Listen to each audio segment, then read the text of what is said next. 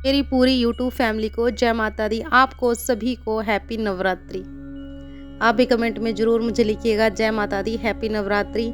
खुशी से हर उल्लास के साथ आप नवरात्रि बनाना। नव वर्ष से जो है हमारी नवरात्रि शुरू हो रही है, तो सभी को हैप्पी न्यू ईयर। नवरात्रि पर आप पान के उपाय जरूर करें। पूरे 9 दिन इन उपायों को करिए, आपको जल्द ही अपने कार्य सिद्ध होते हुए दिखाई देंगे। नवरात्रि पर एक पान के पत्ते पर गुलाब की कुछ पंखुड़ियाँ रखकर माँ दुर्गा को अर्पित करें। यह उपाय धन के आगमन को सरल करने के लिए सबसे सटीक है। नवरात्रि के मंगलवार और शनिवार के दिन एक साबुत पत्ता लेकर उसमें लौंग और इलायची रखें।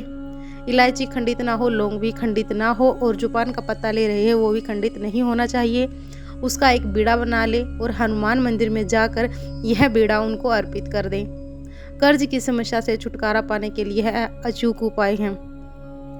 पान के पत्ते की चिकनी तरफ सिंदूर से जय श्री राम लिखें और नवरात्रों में आने वाले मंगलवार और शनिवार को हनुमान जी के समक्ष इसे अर्पित करें। यानी कि आप उनके ये ध्यान रखें कि इसे आप हनुमान जी के चरणों में ना रखें, क्योंकि श्री राम जी हनुमान जी के दिल में निवास करते हैं, उनके प्रभु हैं, तो वो कभी नहीं चाहेंगे कि वे उनके चरणों में उनके प्रभु हों। तो आप श्री राम को उनके हाथ में या फिर उनकी छाती के आसपास ही कहीं रखें। श्री राम को यह नहीं देख सकते हैं अपने चरणों में, तो पान के पत्ते को सिर्फ उनके सामने रख दे या आशीर्वाद की मुद्रा वाले हाथ पर चिपका दे। यह उपाय जिंदगी की सुख, शांति और समृद्धि के लिए सटीक है।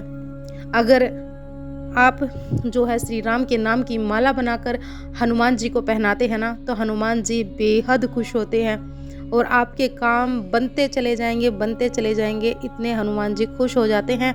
और इस साल तो आपको हनुमान जी और शनिदेव को खुश रखना है, ताकि आपकी परेशानियां ना बढ़े, क्योंकि इस साल राजा है मंगल और मंत्री है शनि। तो आपको मंगल को खुश रखना है, यानी कि हनुमान जी को खुश रखना है।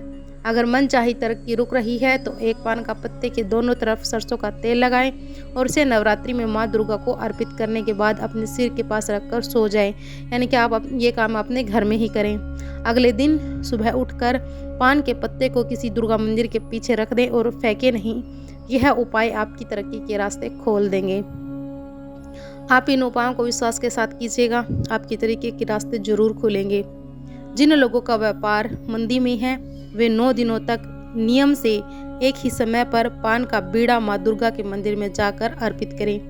आप पान का बीड़ा बाहर से बनवा लाइए या फिर घर पर भी बना सकते हैं, और एक ही समय आप नोट कर ले कि इस समय मैं मंदिर जाऊंगा और माँ दुर्गा को यह पान का बीड़ा अर्पित करूंगा। तो उसी समय आपको रोज पान का जो बीड़ा है माँ को अर्पित करना है।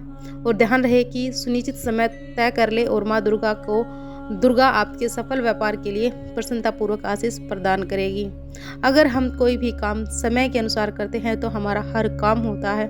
अगर आप अपनी आकर्षण शक्ति और प्रभावशीलता बढ़ाना चाहते हैं तो 9 दिन तक प्रातः 4 से 6 के बीच माँ भुवनेश्वरी और सौभाग्य सुंदरी का ध्यान कर पान के पत्ते की जड़ को घिसकर उसका तिलक करें। ऐसा करने से आपकी बात का महत्व बढ़ेगा और आपकी खूबसूरती में भी वृद्धि होगी। दरिद्रता और घोर आर्थिक तंगी से अगर आप जूझ रहे हैं तो नवरात्र में आप व्रत करें ना करें, लेकिन उपायों को आप जरूर करें। आपसे व्रत नहीं रहा जा रहा है तो आप लहसुन प्याज भी मत खाइएगा और पूरे सात्विक भोजन आप 9 दिन करिएगा, लेकिन ये उपाय भी आप जरूर कर लीजिएगा। नवरात्रि के आरंभ में 5 दिन एक पान के पत्ते पर ह्रीम लिखकर माँ दुर्गा को अर्पित करें और महानवमी के बाद उन 5 पान के पत्तों को अपने पैसे रखने वाली जगह पर रख ले। यह उपाय निश्चित रूप से आपकी आर्थिक समृद्धि को तेजी से बढ़ाएगा, क्योंकि ह्रीम जो है लक्ष्मी माता को कहा जाता है। यह लक्ष्मी माता के नाम से ही इसे बोला जाता है। आप उनका नाम लिखकर अपने घर पर भी चढ़ा सकते हैं, क्योंकि मंदिर में तो फिर आपके पान का पत्ता मिलेगा नहीं। तो यह उपाय आप घर में ही करिएगा। संतान कि अगर आपको अभिलाषा है तो नवरात्रि के 5वें दिन स्कंद माता को 9 पान अर्पित करें और 9 सुहागिन जिसकी संतान हो उस स्त्री को सुहाग की सामग्री के साथ उन्हें वे पान के पत्ते भी भेंट करें। जय माता दी।